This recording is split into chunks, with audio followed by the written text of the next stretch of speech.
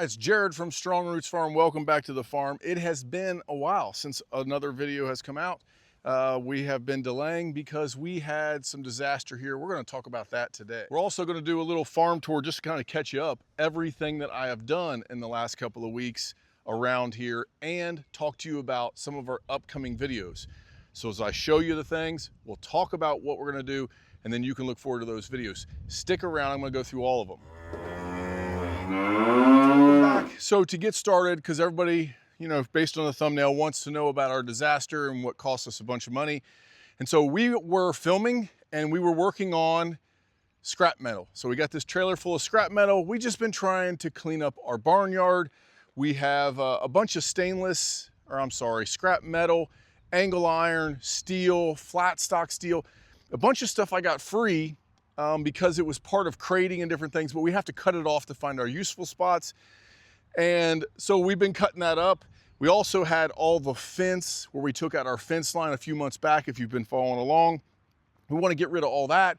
Just trying to clean up around here so it doesn't look like a junkyard, but you have all this free angle iron, and so you try to take advantage of it. And so you bring it home, you throw it off the trailer, and when you can get to it, you get to it. And that was kind of the mess we were in. And while we were out cutting and filming and doing that, I dropped my phone and my camera.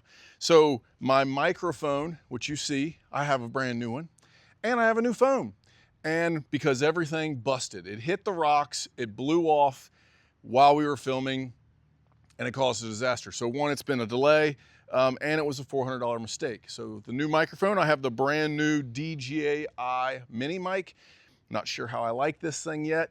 It's pretty small for my hands. I don't like that it doesn't have a battery indicator to tell me how much battery life is left in it, but I'll have to get used to it. And I tried to order the exact same thing that I had, and they just didn't have them in stock anywhere. In fact, that's the reason it took 2 weeks to get here. I ordered it, it said ordered, and it just never shipped. And then when I put in an order for this one, it said arrives in 2 days. So I had to cancel my order for the other one that I had. I really liked my mic too, but now I'm stuck with this teeny little thing, and time will tell how it turns out. But it was a $400 mistake. New phones, and of course I had an older phone, so then I had all new chargers, all new case, new covers. It just like keeps adding up.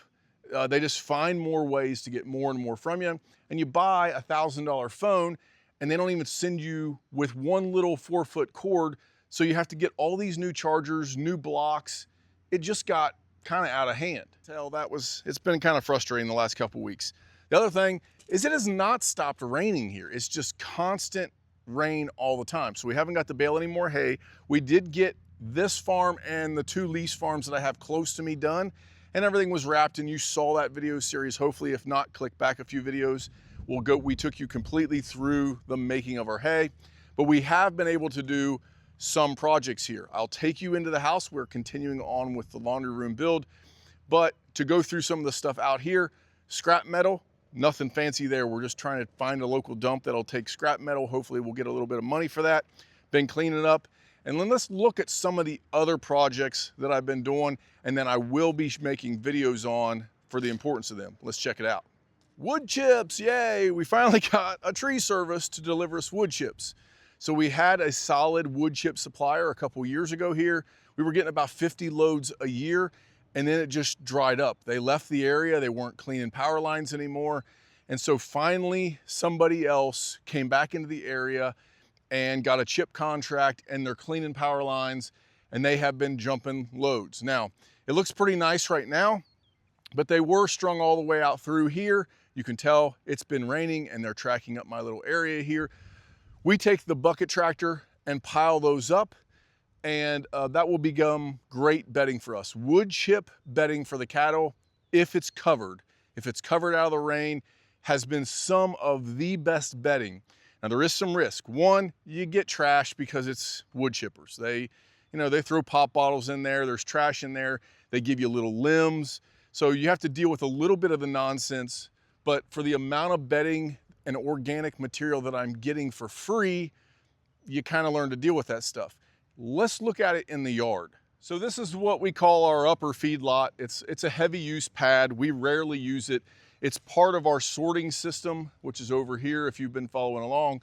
So we bring calves in here and then we shut gates. They get locked into this little area and then they run through our sorting system. It's also a nice place if we have to separate stuff off. In the winter, we would put the bull in here. He could go out and graze. Sometimes calves, if we have a mama calf or a mama cow with a calf that was just needing a small calf to get in, calves can get into that, they call it a hog hut, but calves could go in there, but the moms couldn't.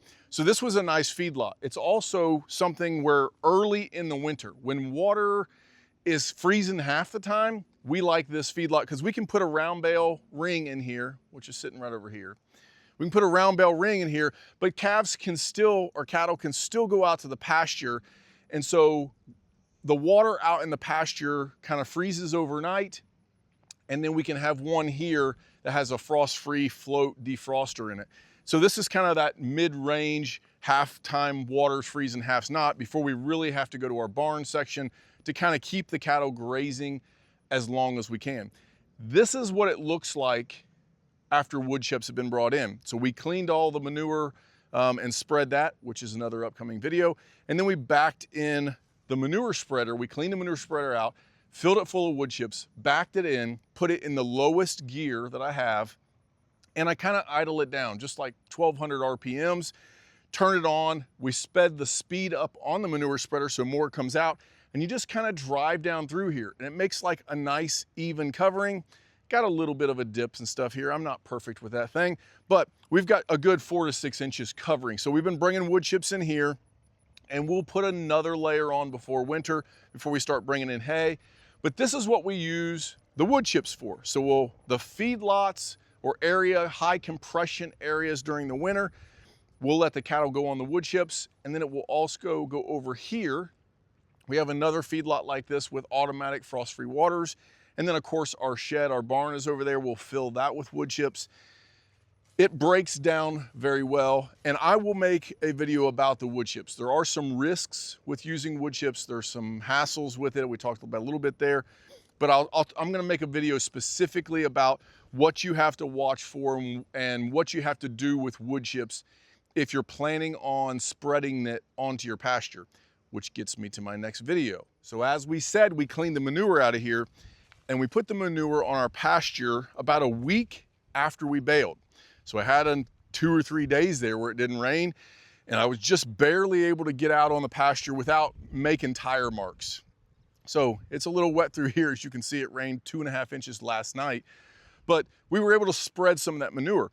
And this is a video that is probably, I don't know that I'll lose subscribers, but it's definitely gonna cause controversy because I'm gonna make a video about the disadvantages of year-round grazing. And so there's a lot of people pushing for year-round grazing. So when we talk about that, rotational grazing, mob grazing, they have these people that are eat a third, leave a third, kind of the Greg Judy method, which is called selective grazing. And then you have total grazing, taking everything down to the nubs, eating it all, and allowing your pastures to go to seed, allowing to get large growth to store energy in the soil in other parts of your farm. So there's many different grazing methods, but it seems like a lot of people, especially in the small farm rotational grazing world, is pushing people to strive to be year-round grazers. And there are some benefits. So I'll go over that in that video, but I'm gonna tell you why I disagree with year-round grazing. And one of my main points is that manure. So look up for that video because there's gonna be a good video. I will show both sides. I'll show you the pros and cons. That way you can decide what's best for you and your farm. The other video that is getting ready to come out that we have kind of scripted out and put out is merch. So some people have noticed our Strong Roots Farm t-shirts, and we've had requests for these over the years. We've sold several of these shirts to buyers that come and buy meat from us. It's mainly been for my customers that come to the local farm, and we have hats from time to time, and we've had these shirts. So there's gonna be 2 videos that actually come out of this. One, I'm gonna make a video about selling merchandise like this, hats, shirts, other things from your farm, using that as a source of income. I'll talk to you about the pros and cons of that. I'm not big on selling merch. We are real farmers.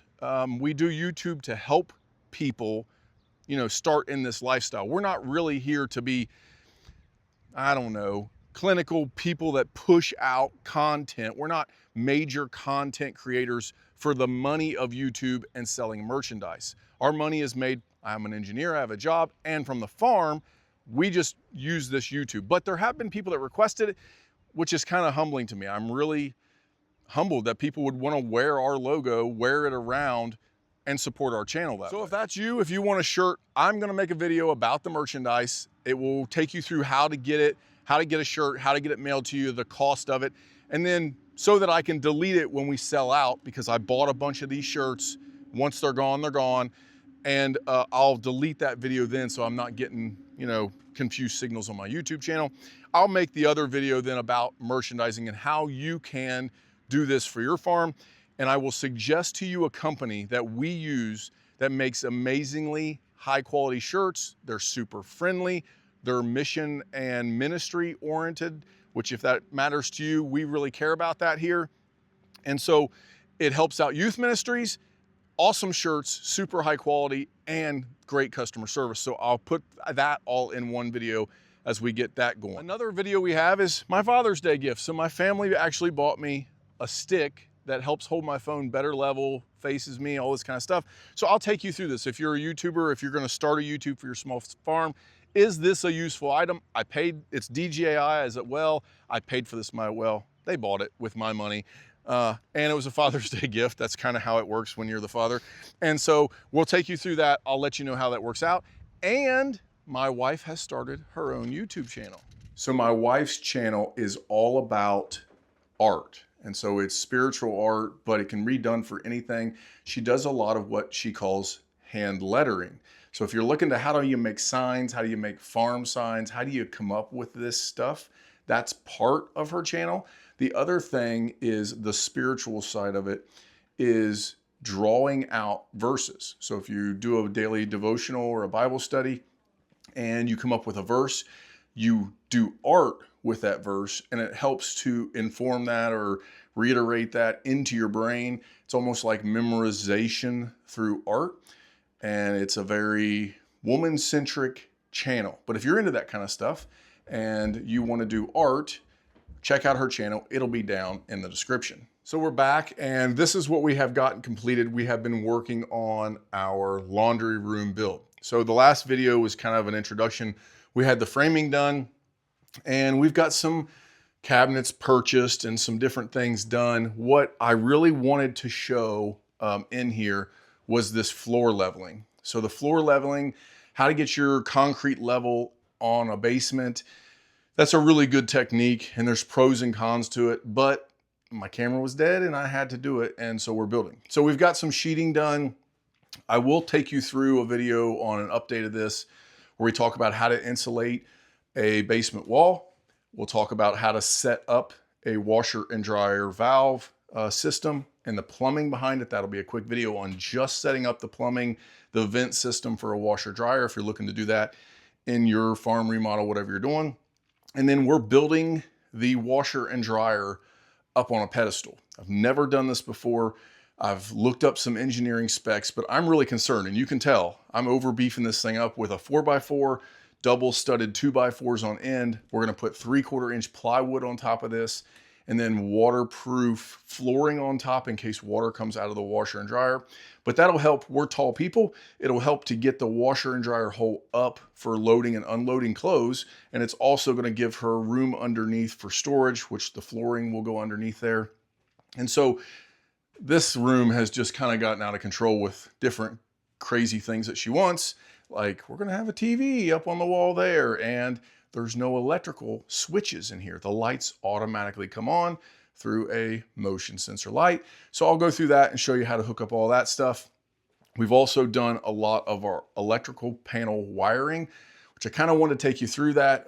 Electrical is one of those things, especially on YouTube, it's a little dangerous. I can show you the DIY stuff and how I do it, but I really can't recommend it to you because the codes are different in every area. So I can show you what I did, but if you don't know what you're doing, it's probably better just to hire an electrician to at least inspect your work before you add power to the panel, or just to do the work for you. Quick little shot of the plumbing that we've got back here. Obviously, we don't have the complete drain, which will go around through the concrete and down to our pump that will go out to our septic.